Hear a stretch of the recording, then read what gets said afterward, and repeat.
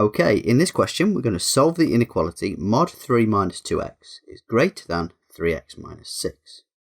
With this particular question, there are a couple of mistakes that is very easy to make, and the purpose of this example is to help show you how to avoid making those mistakes. The first thing I'd like to do is write the left hand side using piecewise notation.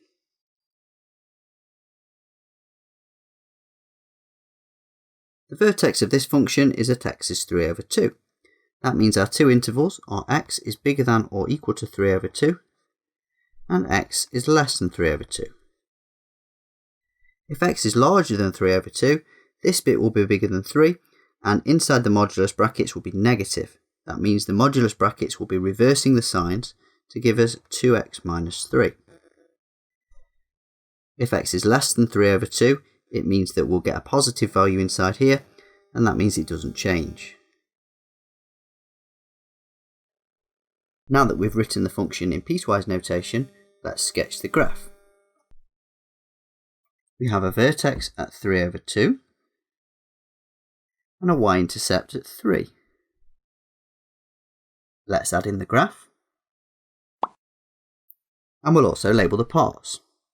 When x is bigger than 3 over 2, we get 2x minus 3. That's this part of the line here.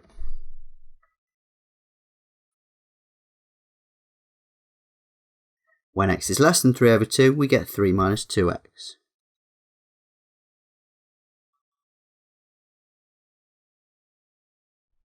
Now, because we've got the piecewise notation, it was really easy to label those graphs. But if you haven't written down the piecewise notation, there's a greater chance of making a mistake when labeling the lines. The problem is that when people typically see a modulus function, they think the bit on the right hand side of the graph is whatever's inside the bracket, and the bit on the left is what you get when you stick a minus in front of it. But because it's 3 minus 2x and not 2x minus 3, it actually won't work like that. There is another way to check without the piecewise notation. This line clearly has positive gradient, so check that against here. And this line clearly has negative gradient, so you could check it here. The important thing is that you label the lines and you have a way of checking that you've done it correctly. Let's add in the line 3x minus 6. We have a root at 2. The y-intercept will be minus 6, that's going to be down here off the graph. And this line has a gradient of 3, which is greater than the gradient of the other two lines we've drawn, which means it must be steeper. That means we get something like this. Notice here that we only have one point of intersection.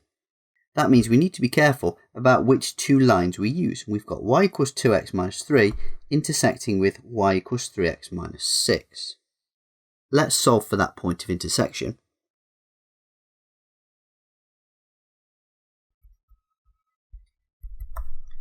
We have 2x minus 3 equals 3x minus 6. Subtracting 2x from both sides gives us x on the right, and adding 6 to both sides gives us 3 on the left. We're interested in the region where mod 3 minus 2x is bigger than 3x minus 6, so the red line is above the blue line. On our graph, to the right of our intersection point, the blue line is above. Everywhere to the left, the red line is above. So the inequality we want is x is less than 3. Before we move on, I just want to talk about a second typical mistake that people make. In this example, we only had one line meet. Another common possibility is that we get 2 points of intersection. That would usually look something like this.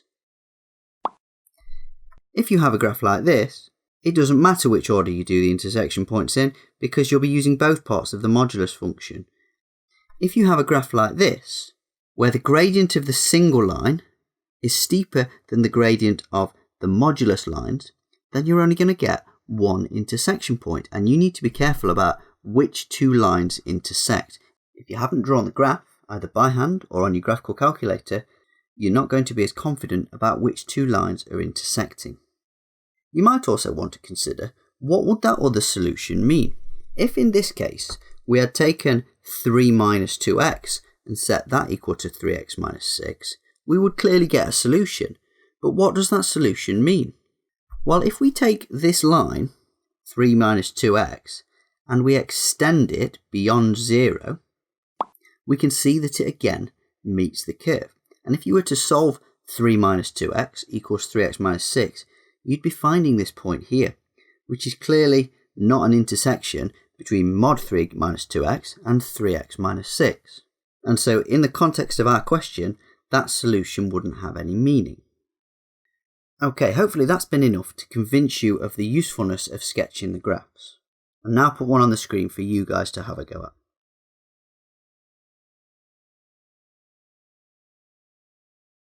Okay, so here's the question then. Don't forget to sketch the graph when you're solving it. Pause the video and then come back and check your solution against mine. Welcome back. Here's my solution then. If you got it right, well done. Move on to the next section of the lesson. Otherwise, I'll go through my solution now. To start with, we'll write mod 5 minus x using piecewise notation. Next, we'll sketch the graph of mod 5 minus x. We have a vertex at 5 and a y-intercept at 5. Let's draw in the line and label the parts. When x is bigger than or equal to 5, we've got y equals x minus 5. And when x is less than 5, we have y equals 5 minus x. Next, we'll draw on the line y equals 4x minus 7. We have a root at x equals 7 over 4. A y-intercept would be down at minus 7. And we have a gradient of 4, which is larger than the gradient of the modulus graph. So we get something like this.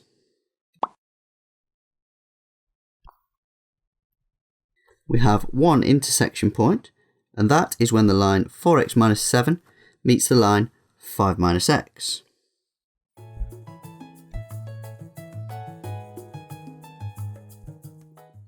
We'll add x to both sides, that gives us 5x on the right hand side, and we'll add 7 to both sides to get 12 on the left. Dividing through by 5 gives us x equals 12 over 5. Next, we'll use the graphs to decide which region of the inequality we want. The red line is mod 5 minus x, and the blue line is 4x minus 7. So we want when the red line is above the blue line. That is in the region to the left of the intersection point here.